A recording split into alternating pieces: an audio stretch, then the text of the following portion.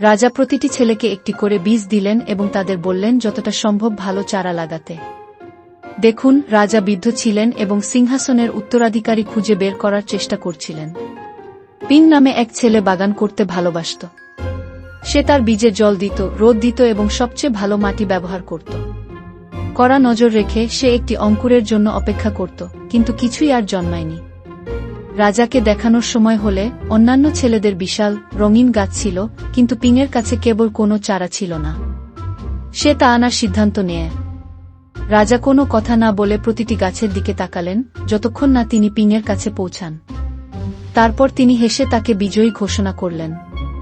দেখুন, রাজা আগে সমস্ত বীজ সিদ্ধ করেছিলেন যাতে তারা বাড়তে না পারে, অর্থাৎ তিনি জানতেন যে অন্য প্রতিটি ছেলে প্রতারণা করেছে এবং তাদের বীজের পরিবর্তে অন্য একটি বীজ দিয়েছিল। কিন্তু পিং সৎ ছিলেন এবং রাজা জানতেন যে ফলাফলের চেয়ে সততা বেশি গুরুত্বপূর্ণ।